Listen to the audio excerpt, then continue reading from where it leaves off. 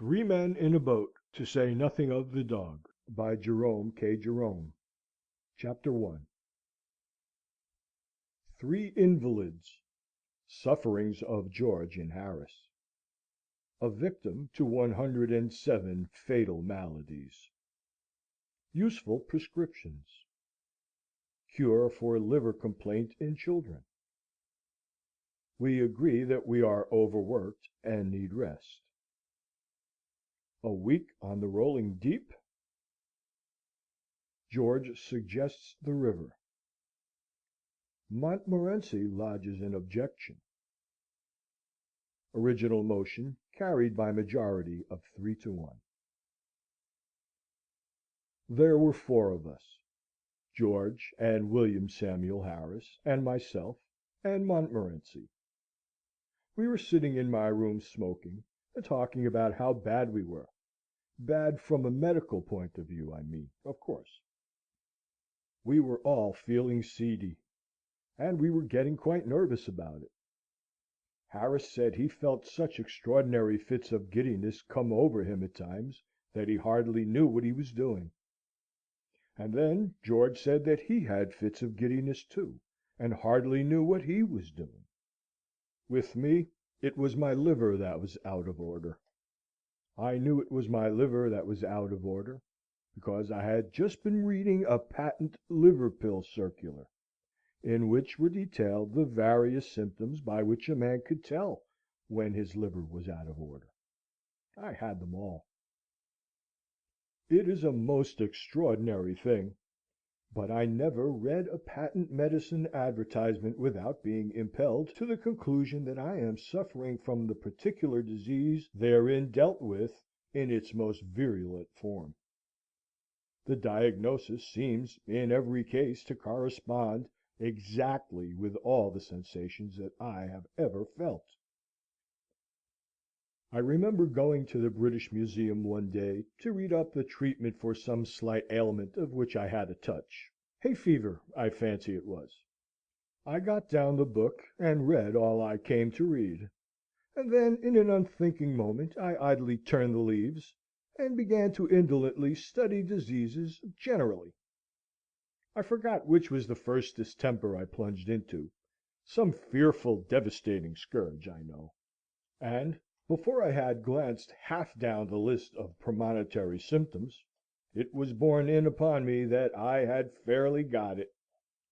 I sat for a while frozen with horror, and then, in the listlessness of despair, I again turned over the pages.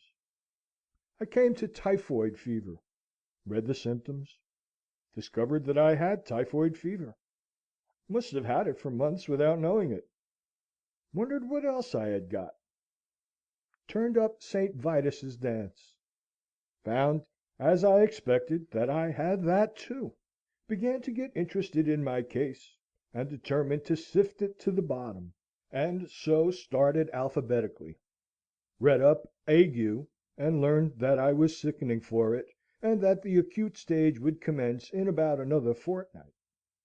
Bright's disease, I was relieved to find, I had only in a modified form, and so far as that was concerned, I might live for years. Cholera I had, with severe complications, and diphtheria I seemed to have been born with. I plodded conscientiously through the 26 letters, and the only malady I could conclude I had not got was housemaid's knee. I felt rather hurt about this at first. It seemed somewhat to be a sort of slight. Why hadn't I got housemaid's knee? Why this invidious reservation? After a while, however, less grasping feelings prevailed. I reflected that I had every other known malady in the pharmacology, and I grew less selfish, and determined to do without housemaid's knee. Gout, in its most malignant stage, it would appear, had seized me without my being aware of it, and zymosis I had evidently been suffering with from boyhood. There were no more diseases after zymosis, so I concluded there was nothing else the matter with me. I sat and pondered. I thought, What interesting case I must be from a medical point of view! What an acquisition I should be to a class! Students would have no need to walk the hospitals if they had me. I was a hospital in myself. All they need do would be to walk round me, and after that take their diploma. Then I wondered how long I had to live. I tried to examine myself. I felt my pulse. I could not at first feel any pulse at all. Then, all of a sudden, it seemed to start off. I pulled out my watch and timed it. I made it 147 to the minute. I tried to feel my heart. I could not feel my heart. It had stopped beating. I have since been induced to come to the opinion that it must have been there all the time, and must have been beating, but I cannot account for it. I patted myself all over my front, from what I call my waist up to my head, and I went a bit round each side and a little way up the back, but I could not feel or hear anything. I tried to look at my tongue. I stuck it out as far as ever it would go, and I shut one eye and tried to examine it with the other. I could only see the tip, and the only thing that I could gain from that was to feel more certain than before that I had scarlet fever. I had walked into that reading room a happy, healthy man. I crawled out a decrepit wreck. I went to my medical man. He's an old chum of mine, and feels my pulse, and looks at my tongue, and talks about the weather, all for nothing, when I fancy I'm ill. So I thought I would do him a good turn by going to him now. What a doctor wants, I said, is practice. He shall have me. He'll get more practice out of me than out of 1,700 of your ordinary commonplace patients, with only one or two diseases each. So I went straight up and saw him, and he said, "Well, what's the matter with you?" I said, "I will not take up your time, dear boy, with telling you what is the matter with me. Life is brief, and you might pass away before I had finished. But I will tell you what is not the matter with me. I have not got housemaid's knee. Why I have not got housemaid's knee I cannot tell you, but the fact remains that I have not got it. Everything else, however, I have got." And I told him how I came to discover it all. Then he opened me and looked down me, and clutched hold of my wrist, and then he hit me over the chest when I wasn't expecting it, a cowardly thing to do, I call it, and immediately afterwards butted me with the side of his head. After that he sat down and wrote out a prescription, and folded it up and gave it to me, and I put it in my pocket and went out. I did not open it. I took it to the nearest chemist's and handed it in. The man read it, and then handed it back. He said he didn't keep it. I said, "You are a chemist?" He said, "I am a chemist. If I was a cooperative stores and family hotel combined, I might be able to oblige you. Being only a chemist hampers me." I read the prescription. It ran, 1 pound beefsteak, with 1 pint bitter beer, every 6 hours. 1 10-mile walk every morning. 1 bed at 11 sharp every night. And don't stuff up your head with things you don't understand. I followed the directions, with the happy result, speaking for myself, that my life was preserved, and is still going on. In the present instance, going back to the Liverpool circular, I had the symptoms beyond all mistake, the chief among them being a general disinclination to work of any kind. What I suffer in that way no tongue can tell. From my earliest infancy I have been a martyr to it. As a boy the disease hardly ever left me for a day. They did not know then that it was my liver. Medical science was in a far less advanced state than now, and they used to put it down to laziness. "Why, you skulking little devil, you!" they would say.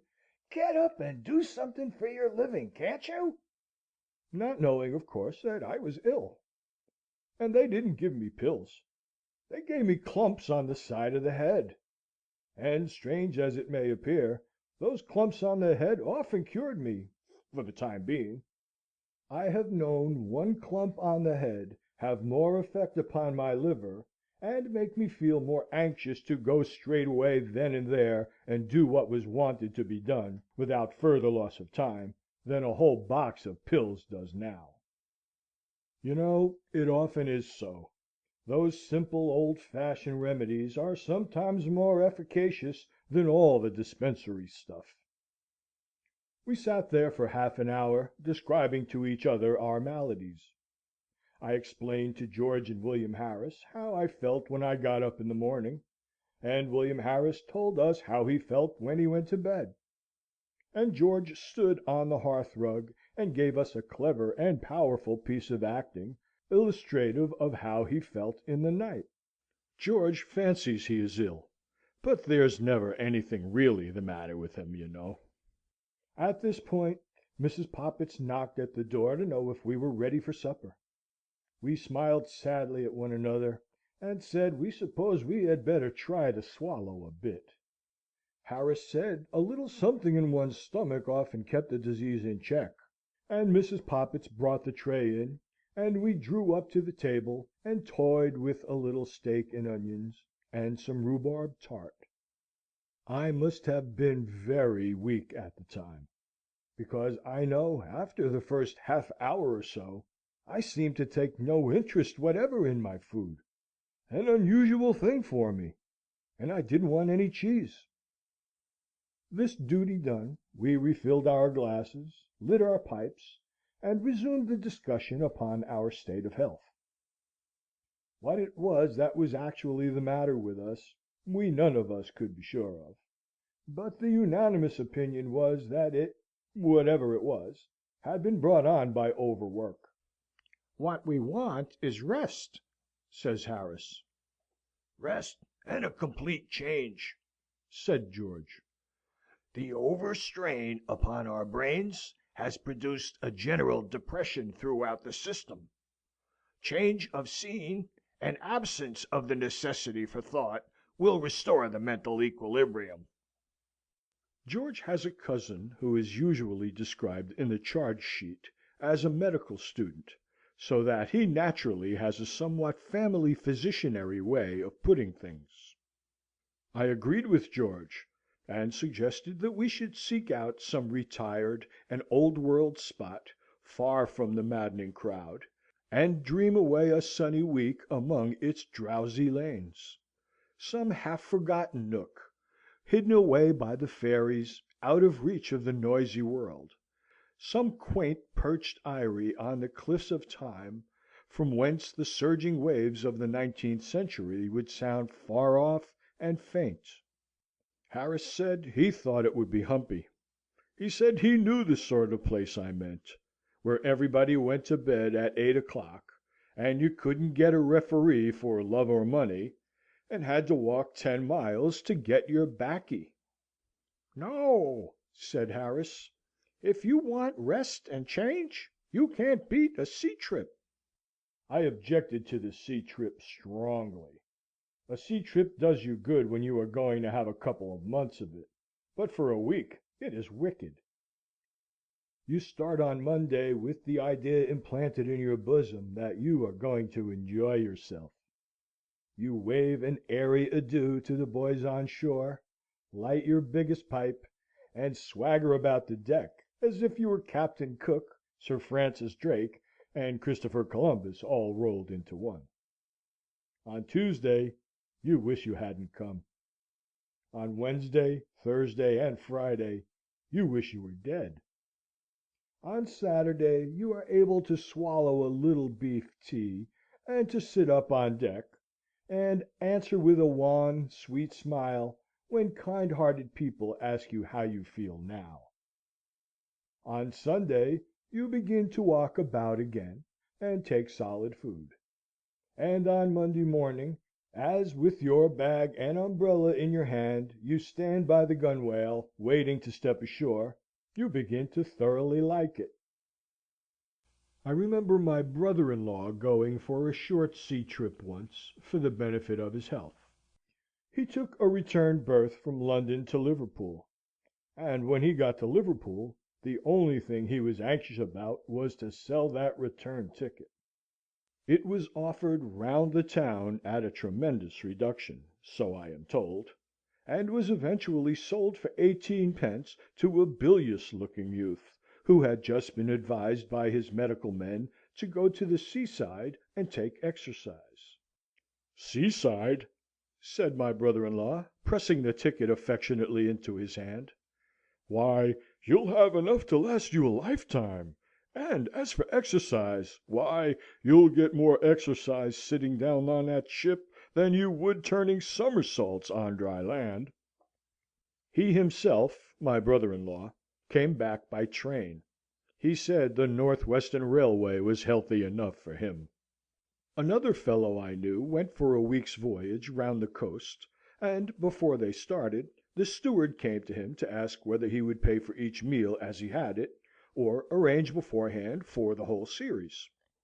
The steward recommended the latter course, as it would come so much cheaper. He said they would do him for the whole week at £2 5. He said for breakfast there would be fish, followed by a grill. Lunch was at 1, and consisted of 4 courses. Dinner at 6.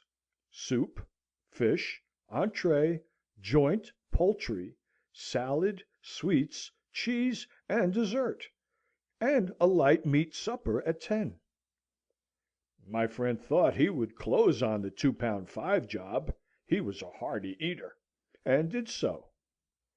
Lunch came just as they were off Sheerness. He didn't feel so hungry as he thought he should, and so contented himself with a bit of boiled beef and some strawberries and cream. He pondered a good deal during the afternoon, and at one time it seemed to him that he had been eating nothing but boiled beef for weeks, and at other times it seemed that he must have been living on strawberries and cream for years. Neither the beef nor the strawberries and cream seemed happy either, seemed discontented like. At 6 they came and told him dinner was ready. The announcement aroused no enthusiasm within him, but he felt that there was some of that £2 5 to be worked off, and he held on to ropes and things, and went down. A pleasant odour of onions and hot ham, mingled with fried fish and greens, greeted him at the bottom of the ladder; and then the steward came up with an oily smile, and said, "What can I get you, sir?" "Get me out of this," was the feeble reply. And they ran him up quick, and propped him up over to leeward, and left him. For the next 4 days he lived a simple and blameless life on thin captain's biscuits. I mean that the biscuits were thin, not the captain, and soda water. But towards Saturday he got uppish and went in for weak tea and dry toast, and on Monday he was gorging himself on chicken broth. He left the ship on Tuesday, and as it steamed away from the landing stage he gazed after it regretfully. "There she goes," he said. "There she goes, with £2 worth of food on board that belongs to me and that I haven't had." He said that if they had given him another day, he thought he could have put it straight. So I set my face against the sea trip. Not, as I explained, upon my own account. I was never queer, but I was afraid for George. George said he should be all right, and would rather like it, but he would advise Harris and me not to think of it, as he felt sure we should both be ill. Harris said that, to himself, it was always a mystery how people managed to get sick at sea. Said he thought people must do it on purpose, from affectation. Said he had often wished to be, but had never been able. Then he told us anecdotes of how he had gone across the Channel when it was so rough that the passengers had to be tied into their berths, and he and the captain were the only 2 living souls on board who were not ill. Sometimes it was he and the second mate who were not ill, but it was generally he and one other man. If not he and another man, then it was he by himself. It is a curious fact, but nobody ever is seasick. on land. At sea, you come across plenty of people very bad indeed, whole boatloads of them. But I never met a man yet, on land, who had ever known at all what it was to be seasick. Where the thousands upon thousands of bad sailors that swarm in every ship hide themselves when they are on land, is a mystery. If most men were like a fellow I saw on the Yarmouth boat one day, I could account for the seeming enigma easily enough. It was just off Southend Pier, I recollect, and he was leaning out through one of the portholes in a very dangerous position. I went up to him to try and save him. "Hi! Come further in," I said, shaking him by the shoulder. "You'll be overboard." "Oh, my! I wish I was the only answer I could get, and there I had to leave him. 3 weeks afterwards I met him in the coffee room of a Bath hotel, talking about his voyages, and explaining with enthusiasm how he loved the sea. "Good sailor," he replied, in answer to a mild young man's envious query. "Well, I did feel a little queer once, I confess. It was off Cape Horn.